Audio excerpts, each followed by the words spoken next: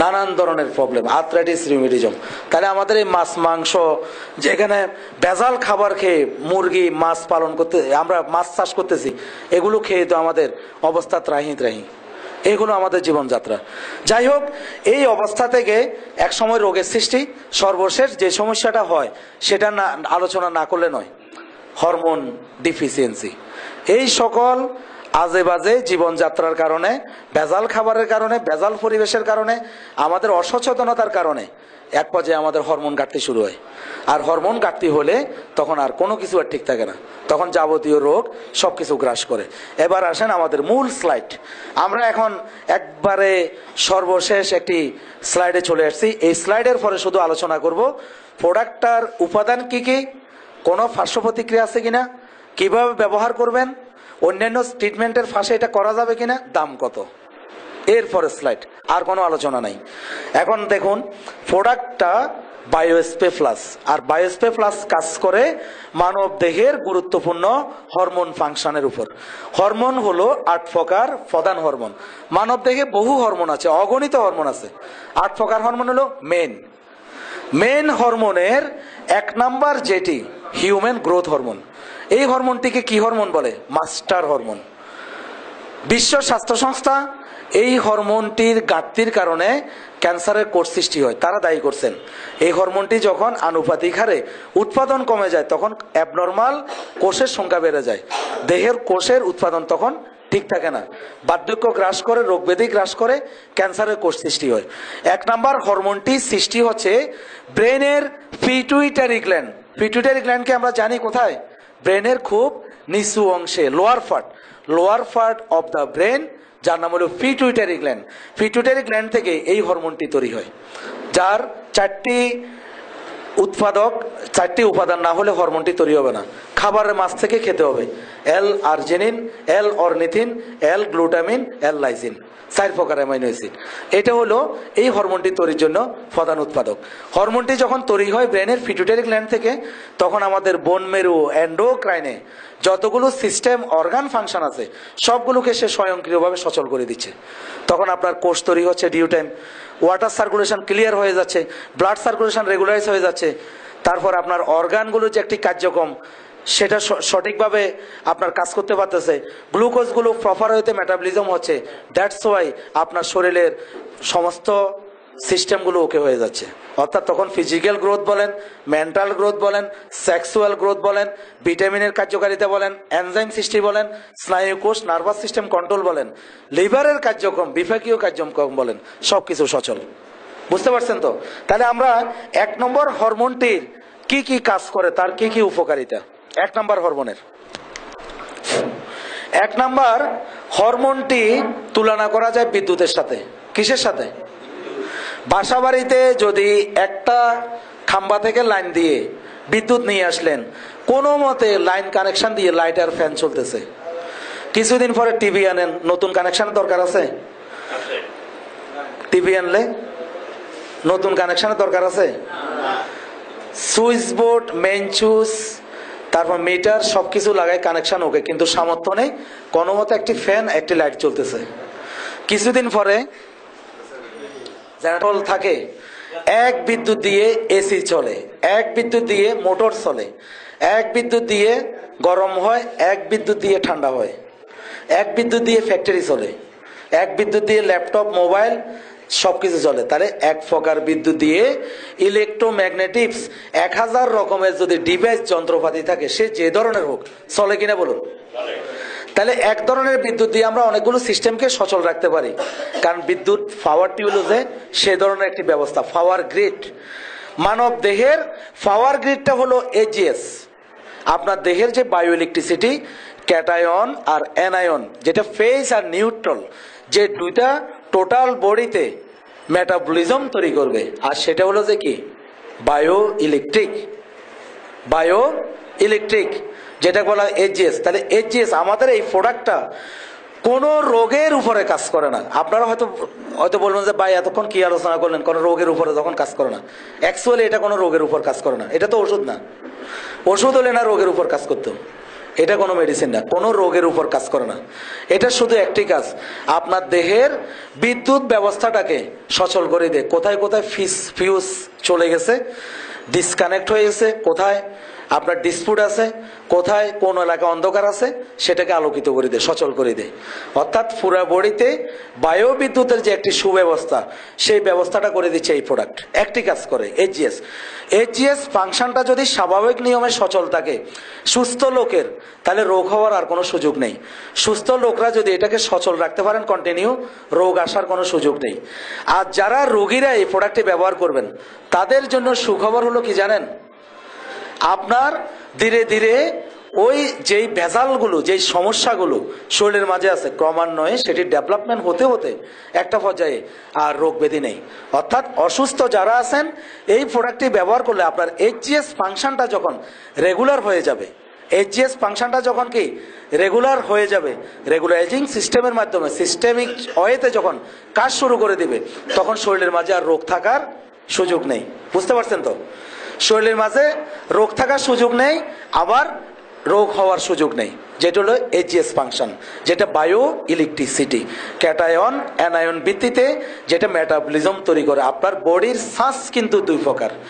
আমাদের শরীরে প্রতিদিন যে পরিমাণ আপনার কি ঋণাত্মক আয়ন নিতে হয়, ঋণাত্মক আয়ন, সেই ঋণাত্মক আয়নের অন্যতম একটি উৎস হলো মাটি। কি জিনিস? মাটি। বিশুদ্ধ বাতাস, বিশুদ্ধ পানি, সবুজ প্রকৃতি, 60% প্লাস হলো মাটি। তার মানে আপনাকে সুস্থ থাকতে হলে প্রতিদিন অন্তত 2 থেকে 3 ঘন্টা একদম জুতা মোজা ছাড়া 2 ঘন্টা খালি পায়ে মাটিতে হাঁটতে হবে।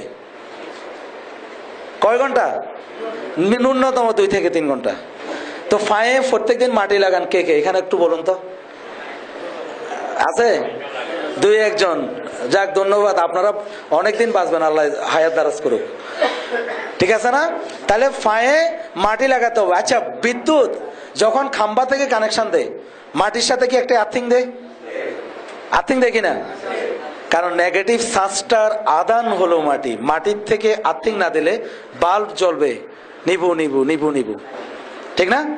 তাহলে মাটি থেকে আমাদের যে পরিমাণ শ্বাস নেওয়ার কথা, সে তাহলে আমরা ধনাত্মক শ্বাস বেশি পাচ্ছি। এই যে কৃত্রিম বাতাস, হিউজ পরিমাণ ধনাত্মক শ্বাস, মোবাইল ফোন, হিউজ পরিমাণ ধনাত্মক শ্বাস প্রতিনিয়ত। এই শ্বাসগুলো যখন বেড়ে যায় তখন রোগ ব্যাধি সৃষ্টি হয়, তখন অসামঞ্জস্যপূর্ণ বডি তখন আর ব্যালেন্স ধরে রাখতে পারে না। তখন এই এইচজিএসটা ক্যাটায়ন আর অ্যানায়ন ভিত্তিতে বডি মেটাবলিজম তৈরি করে, এক কথায় তো শ্বাসটাকে সমান্তরালয়েতে চালু করে দেয়। দ্যাটস ওয়াই আমরা সুস্থ।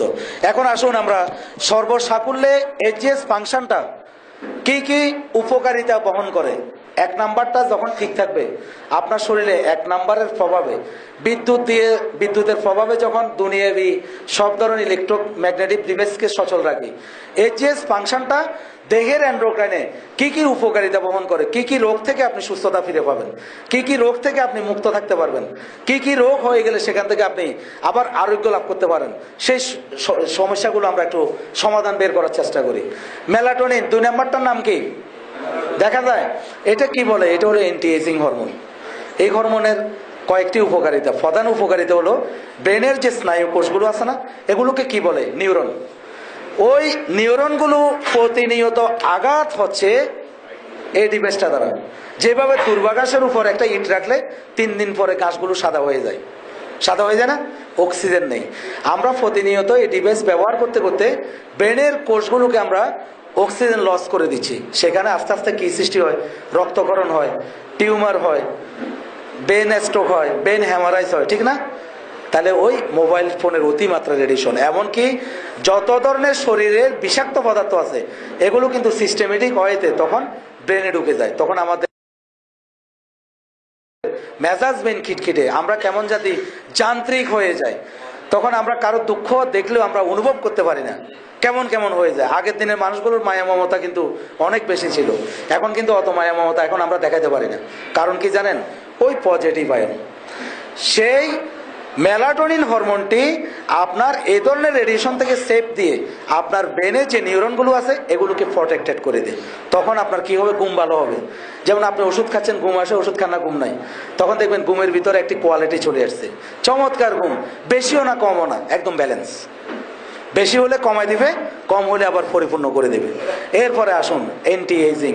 সালমান খানের বয়স 50, কিন্তু আরেকজন 50-এর ব্যক্তিকে আমরা চাচা বলি, জ্যাঠা বলি, দাদা বলি, ঠিক না? কারণ কি, ওটাকে বলি আমরা নায়ক, কারণ নায়কের মতো, ঠিক আছে না?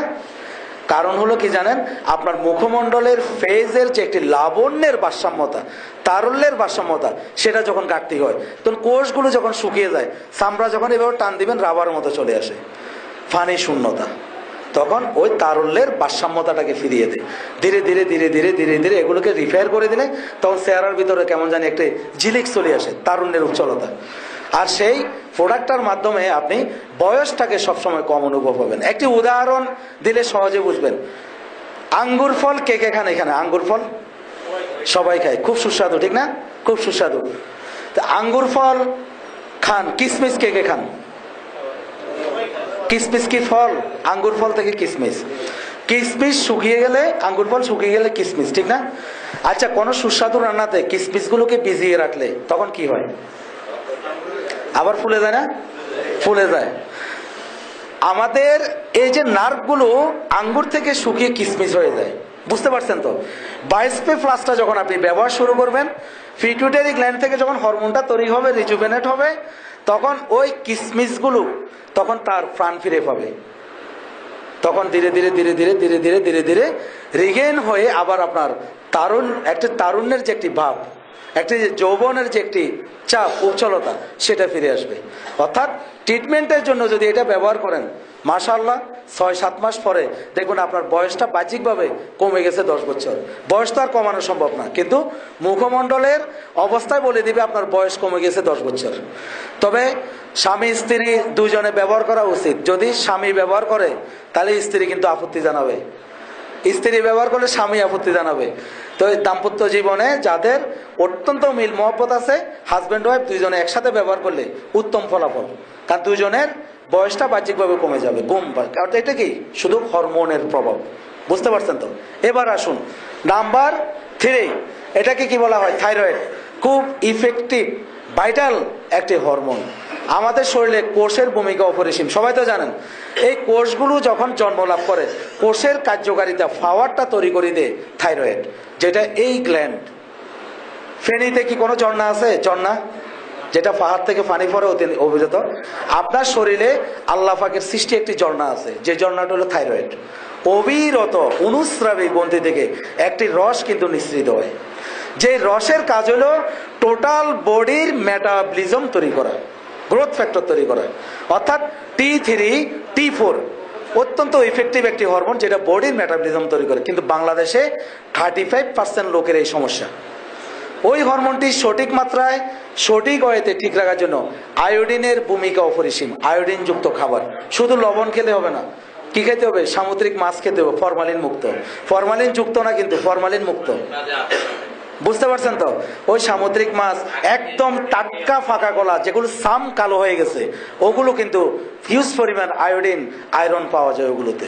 তাহলে ওগুলো খেলে আপনার তখন ওই থাইরয়েড ঘাটতি হবে না। আর থাইরয়েড যদি ঘাটতি হয় কি হয়?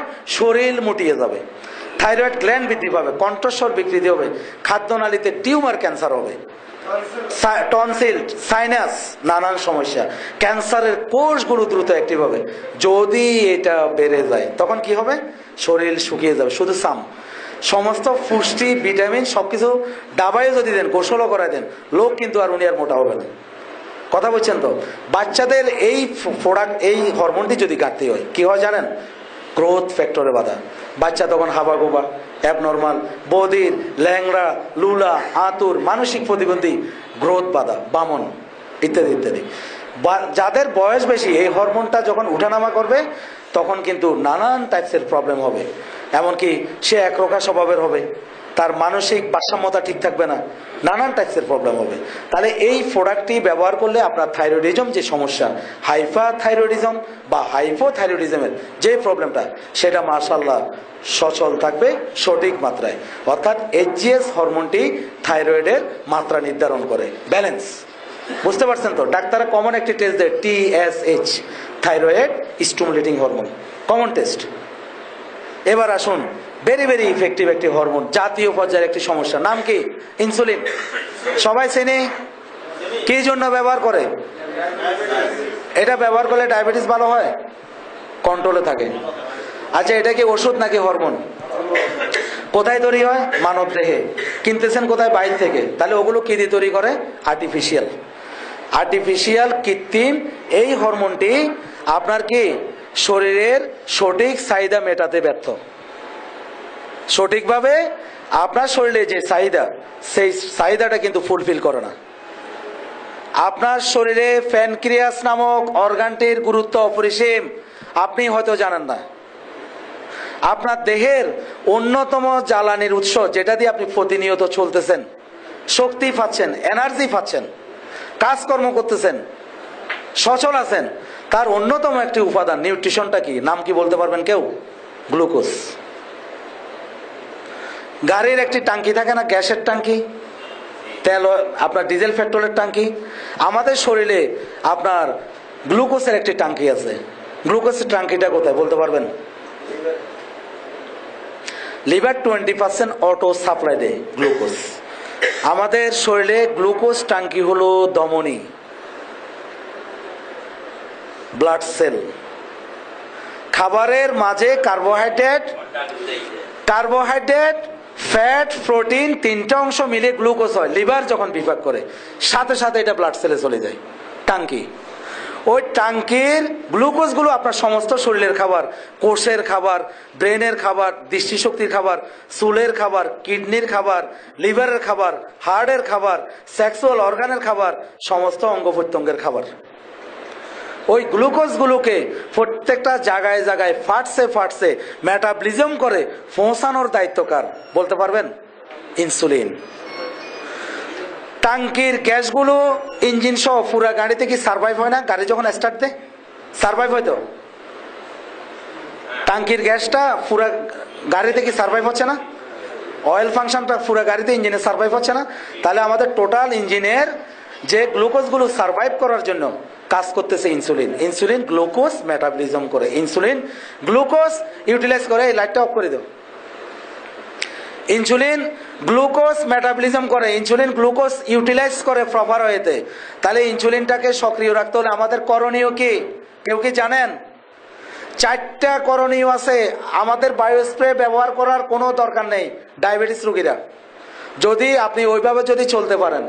আমরা এটা বিক্রির জন্য সেমিনার করে নেই, সচেতন করার জন্য, আপনাদেরকে সচেতন করার জন্য।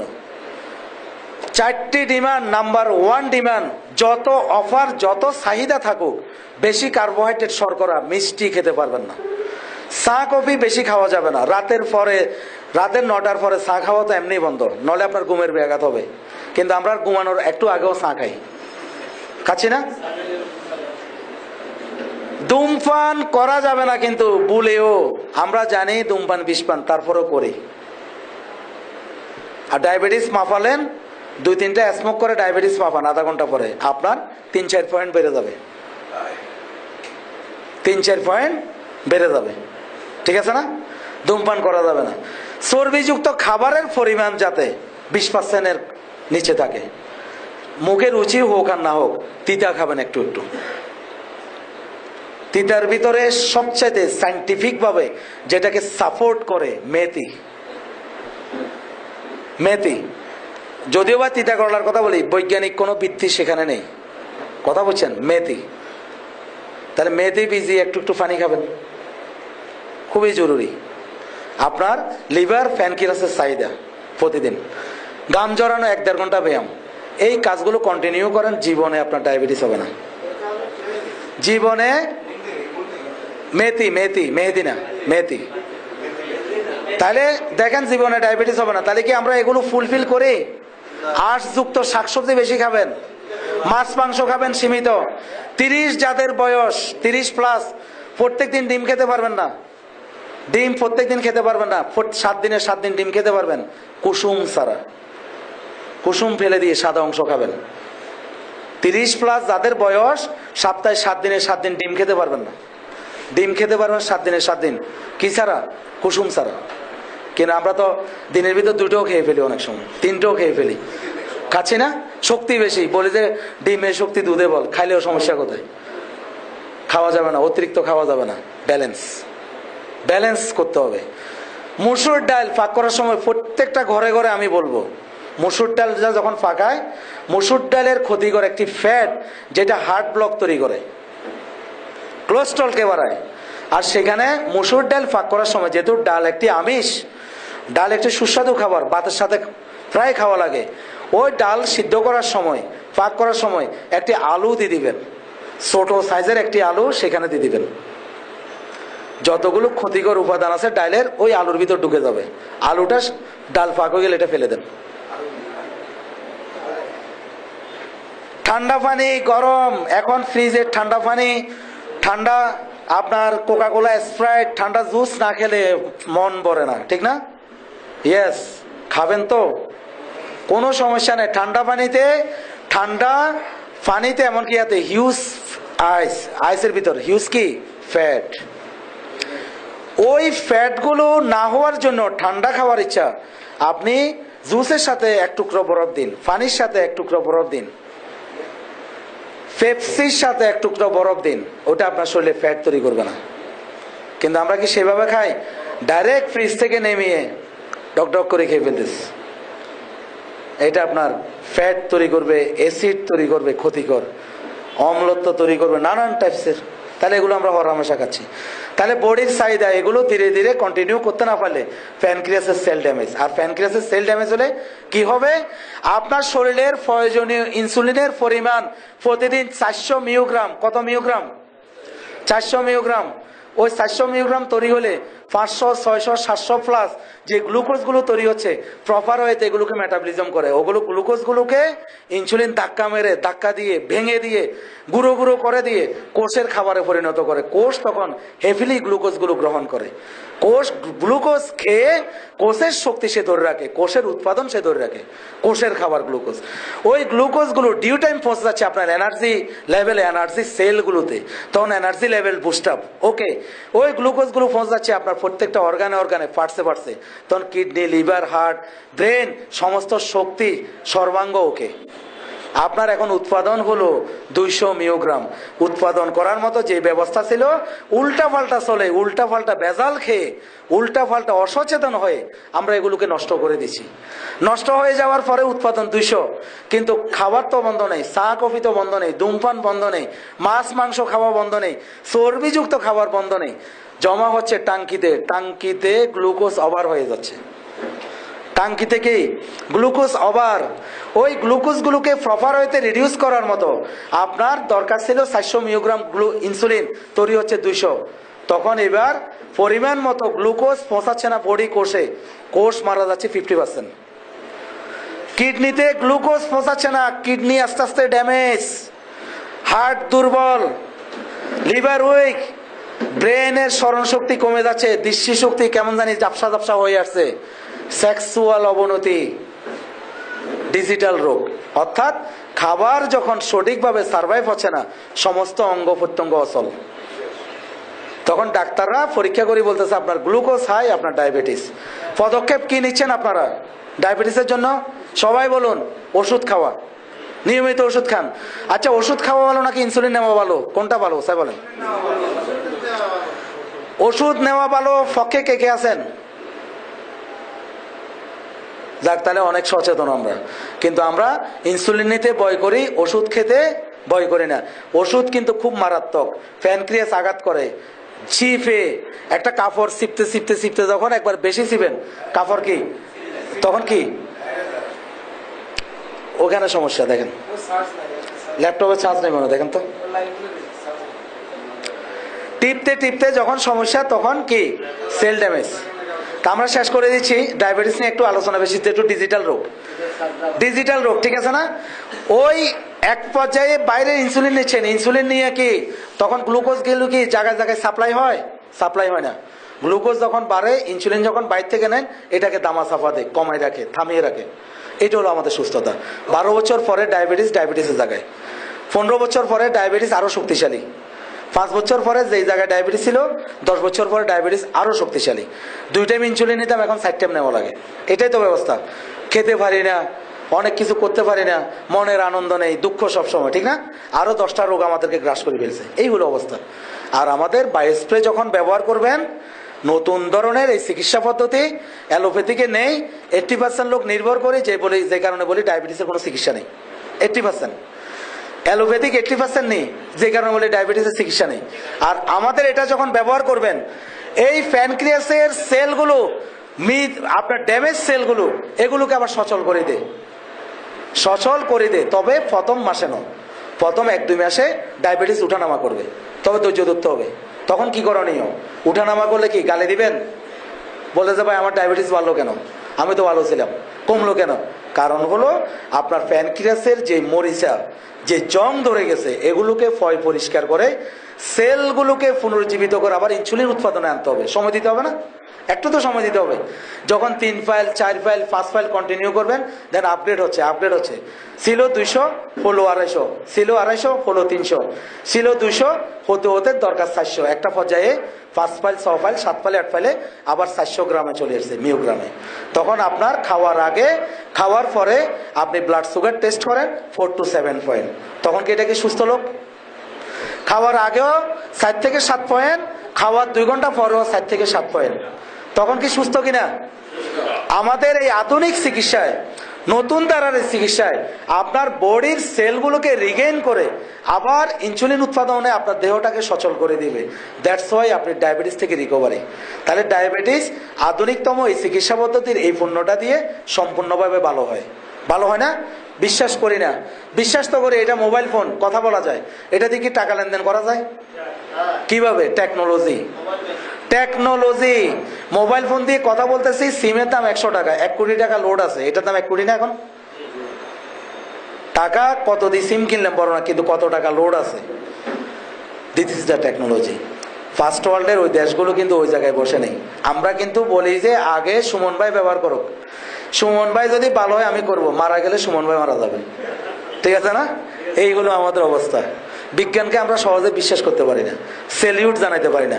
কারণ বলছি তো, ওই ডাক্তাররা বলছে যে না ওইটা খাইও না, আমার কাছে আসিও সারা বছর, ঠিক না? অ্যালোপ্যাথিক ডাক্তারও ডাক্তার, হোমিওপ্যাথিক ডাক্তারও ডাক্তার। আবার অ্যালোপ্যাথিক হোমিওপ্যাথিক 2 ধরনের ডাক্তার। আবার সিনকারা লিখে, সাফি লেখে, মাস্তুরিন লেখে, দিনার সিরাপ লিখে কিনা বলেন? লিখে না? লিখে তো। আবার দেখা যাচ্ছে অ্যালোপ্যাথিক ডাক্তার আবার ফিজিওথেরাপি দিচ্ছে, কেমোথেরাপি দিচ্ছে। কিন্তু কেমোথেরাপি, ফিজিওথেরাপি অ্যালোপ্যাথিক চিকিৎসা না, কারণ ওইটার উপর সে গ্রাজুয়েট। আর আমাদের এটা হলো বায়োটেকনোলজি, নতুন ধারার চিকিৎসা পদ্ধতি। 3G মোবাইল ফোন যেরকম, 3G মেডিকেল সায়েন্স, মেডিকেল সায়েন্সের 3G version, 4G 6G version. বুঝতে পারছেন তো? তাহলে আমাদের সেই মান্দা দাদা আমলের ওই চিকিৎসা পদ্ধতি না, টেকনোলজি। এই টেকনোলজির এই পণ্যটা ব্যবহার করে 100% আপনি ডায়াবেটিস মুক্ত। ডায়াবেটিস ভালো হয়, এটা কি বিশ্বাস করে? এই প্রোডাক্টটি ব্যবহারকারীরা বিশ্বাস করে। কিন্তু যারা ব্যবহার করেন না, বিশ্বাস করবেন না। অবশ্যই করবেন যদি আপনি ব্যবহার শুরু করে দেন। তাহলে আমাদের বাংলাদেশের 42% লোক ডায়াবেটিস রোগী গণহারে বাড়তেছে। নতুন ধারার আধুনিক চিকিৎসা পদ্ধতির এই ভিন্নতম মেসেজটুকু সকলের মাঝে কি আমরা দিতে পারি? দিলে কি উপকার হবে নাকি অপকার হবে? জীবের সেবা। আর মানব জাতির সেবা করলে সেখানে কি আবাদত হবে না? আবাদতের তুল্য।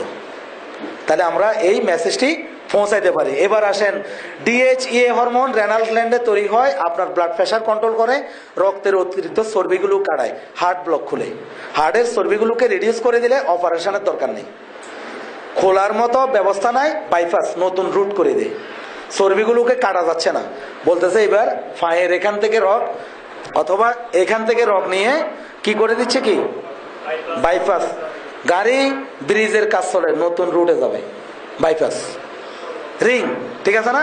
গ্যারান্টি দিচ্ছে না নতুন ভাবে আক্রান্ত হবে না। তাহলে আমাদের এটা ব্যবহার করলে ওই অতিরিক্ত কোলেস্ট্রল চর্বিকে গালিয়ে বাইর করে দিবে।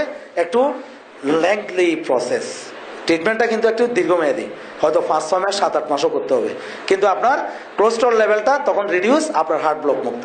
তাহলে আমরা ডায়াবেটিস রোগীকে পুনর্বাসন দিচ্ছি 100% সুস্থ, হার্ট ব্লকের রোগীকে বিনা অপারেশনে হার্ট ব্লক খোলার জন্য পুনর্বাসন দিচ্ছি, কোনো বাইপাস করা লাগবে না, জীবনের দাম, ঠিক আছে না?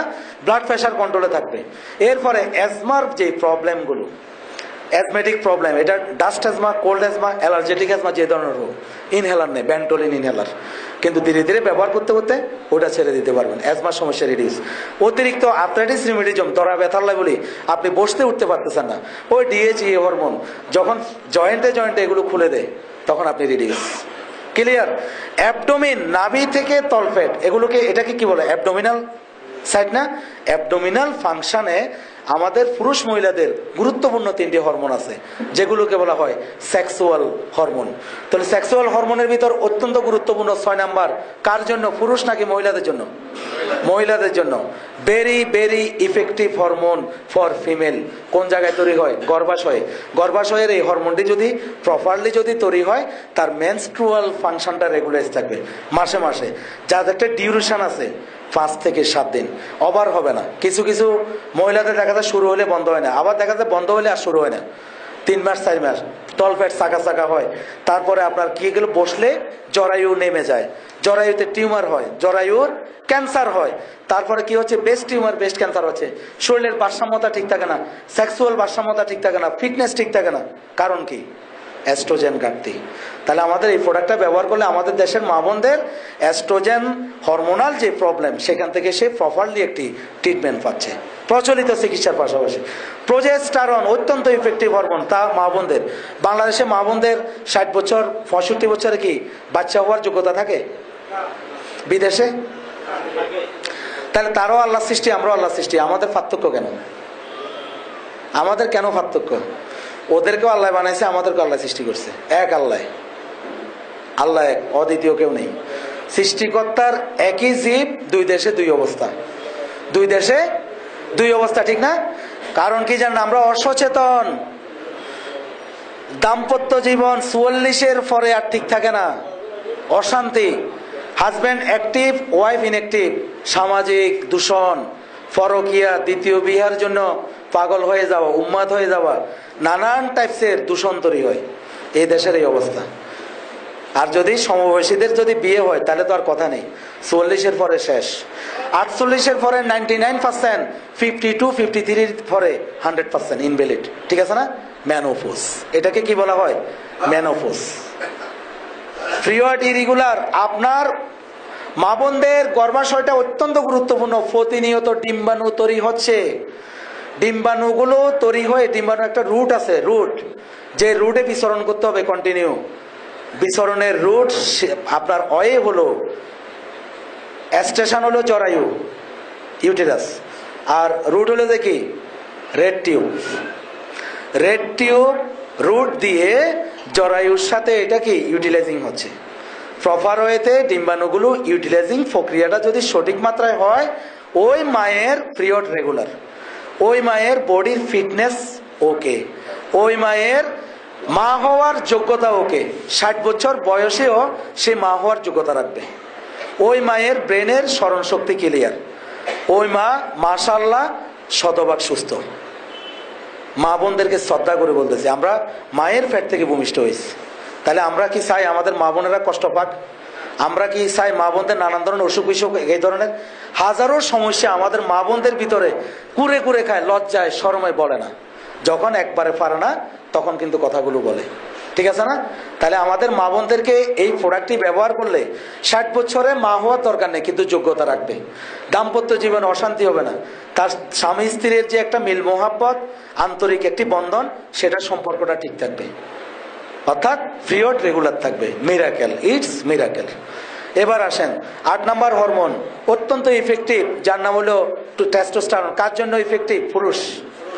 পুরুষদের সমস্যা হলে কোনো সমস্যা নেই, ট্যাবলেট আছে, ক্যাপসুল আছে, জুস আছে, পাওয়া যায় না নানান টাইপসের, কিন্তু খাচ্ছেন কি হচ্ছে? গ্যাস প্রম করতেছে, খাচ্ছেন আপনার পাকস্থলী 12টা বাজাচ্ছে, হার্টের 12টা বাজাচ্ছে, কিডনির 12টা বাজাচ্ছে, খাচ্ছেন, আজকে কোনো মতে আপনি পারফরমেন্স ওকে, আগামীকালকে খাওয়া বন্ধ, আপনি আর নেই, ইনভ্যালিড হচ্ছে না এরকম, ওটাও আপনার জন্য অত্যন্ত ক্ষতিকর। আর টেস্টোস একটি রস নিঃসৃত হয়, যে রসের নাম হলো বীর্য রস।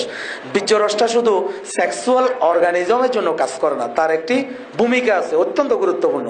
বীর্য রসের ভূমিকা হলো ব্রেনের যে কোষগুলো বীর্য রসের মাধ্যমে তৈরি হয়। তাহলে দেখেন আমাদের যে টেস্টোস হরমোনটি ব্রেনের স্নায়ু কোষের সাথে ইউটিলাইজ হচ্ছে। যে লোকের সেক্সুয়ালি ভারসাম্যতা বেশি তার ব্রেনের স্মরণশক্তি বেশি। বুঝতে পারছেন তো? তাহলে আমাদের 80 বছর বয়সেও আপনি চাইলে কিন্তু বাবা হতে পারবেন। এভরিডে আল্লাহ যদি আপনার হালাল ভাবে আপনার দাম্পত্য জীবনে আপনাকে সুখী রাখবে, ওই ধরনের কোনো ওষুধ খাওয়ার আপনার প্রয়োজন নেই। দাম্পত্য জীবনে আপনি সুখী, আপনার বডি মেটাবলিজম ওকে, আপনার চেহারার সৌন্দর্য ওকে, চুল ফাঁকবে না সহজে, গায়ের লোম ফাঁকবে না সহজে। তাহলে আমাদের টেস্টোস হরমোন অত্যন্ত গুরুত্বপূর্ণ। এই 8টি হরমোন নিয়ে আমাদের বায়োস্ফিয়ার কাজ, ওয়ার্কিং ফাংশন, কিন্তু কাজ করে 1 নাম্বার, বাকিগুলো অটোমেটিকলি। এই জন্য বলতেছে HGS is the master hormone. আমাদের দেহের অন্যতম প্রধান hormone HGS, that has ultimate ability to active almost the entire function of the body. যেটা সঠিক মাত্রায় সচল থাকলে দেহের সমস্ত অর্গান ফাংশন অটোমেটিকলি সচল হয়ে যাবে। বুঝতে পারছেন তো আশা করি? তাহলে আমাদের আলোচনা প্রায় শেষ। এখন আমরা উপাদান